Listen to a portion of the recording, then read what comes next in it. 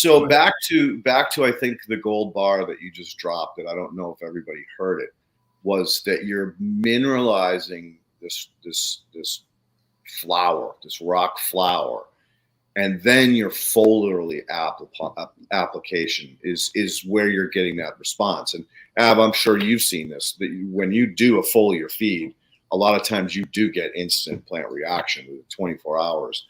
But I've had good experience using those mineral powders blended into compost and then applied it. And then usually I'll get it within 30 days. The minerals and your liquid together.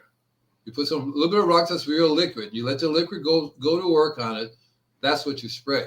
Yeah. That's exactly what I've been doing. And that's the key to it, because you can't just add minerals to waters and spray it and expect anybody to get anything, because they're not going to get it. But if you activate the biology with the minerals in the same place, you want to have a minerally rich product, a minerally rich, biologically rich liquid. See, that's why it makes that's where you go to compost extract mixed with these mineral flours or rock powder dust flours, whatever you want to call them.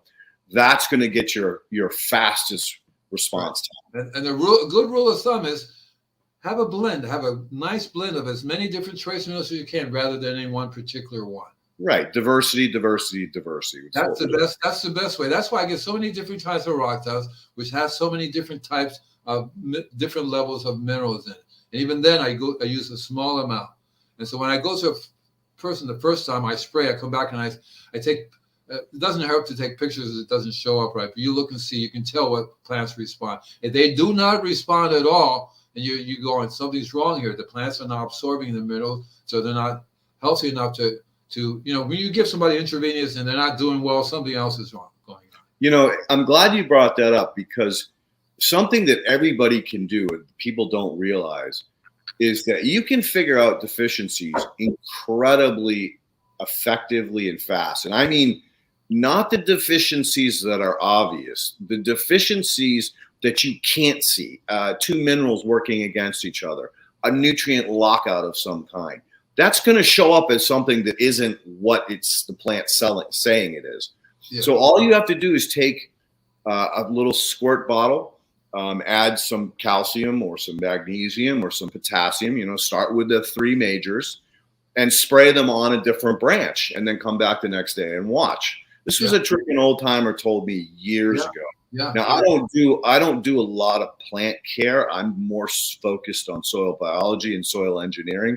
But anytime I did get sucked into that realm of diagnosing what's wrong with plants, trees, whatever, that's one of the first tricks I pull out of the tool belt is, the basic three: calcium, magnesium, potassium, hit the branches. If everything is reacting and showing some kinds of signs, if it's showing a really good sign, well, I know it's potassium, it's too low.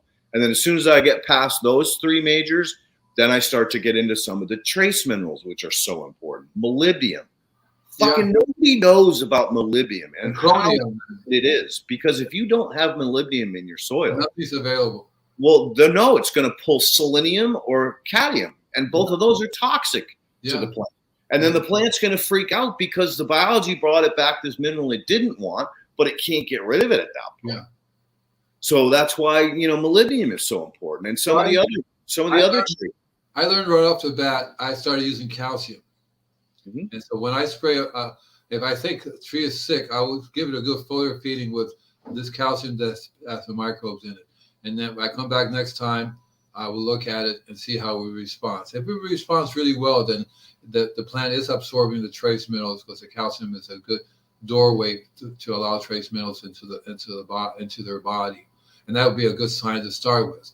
My approach has always been, rather than do any one of the three, I would do a blend and do just a section to see if that blend gets absorbed by the plant and if it gets spread out to the rest of the plant. And that's a blend of what? Calcium, magnesium? Of the minerals. As much of a blend. That's why I like using it's called C90. Yep.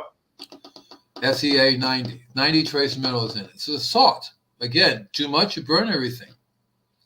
So you learn how to small amount. You can always test it to see if the plant's absorbing it. But that'll give you a good indicator of how the plant system is working. Because if it doesn't get past that leaf and the rest of the leaves around it are not doing well, it's not assimilating out to the rest of the body. That usually tells me the root systems are having a hard time because that's above, so below. So if the root system is not working, the rest of the system is not working too well either. And don't forget, guys, don't be a moron. Okay. A little bit can go a long ways. Okay. Well, Ken, I think, Ken, more importantly, you can always add more, but you can't take it away. Yeah. And that's where toxicities happen when you're doing too much. And then, like you said earlier, the plant can't deal with it. It can't knock those off of, I can't think of the term right now. Cellular vascular system.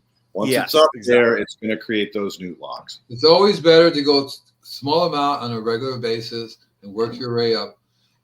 So, Andy, I have a fun little story to tell you. It's been a while since we talked. I was doing some work with Agerman. So you know the Agerman boys, right? So they brought me in because they wanted me to make fungally dominant compost out of their ground organic matter. So ground organic matter is yard waste, and it comes in nonstop, truck after truck after truck after truck. Gets all thrown into this big grinder, ground up into this huge pile. There's no way you can separate greens and browns. It's a fucking nightmare, right? So they want me to use that crap to make fungally dominant compost. I'm like, look, guys, you pile this up 5 years from now, it's going to heat back up again. So I have to figure out how to shut down the thermophilic process first before I can add the biology, because otherwise you're just going to cook the biology right off of it. Yeah. So I started playing with mineral powders. I used lime. I used this rock dust that I got from a construction site not far from here, where they were making gravel because they wanted the gravel for the road beds and side Highway 10 shit. So I would take the rock flour from underneath the milling machine, and then I added spent lenadite. And so that combination of all three of those minerals mixed with gum that was fucking on fire, 160, 170 degrees, shut down the thermophilic process and turned it from a 0.400 into a 4.421 NPK. Yeah. All right.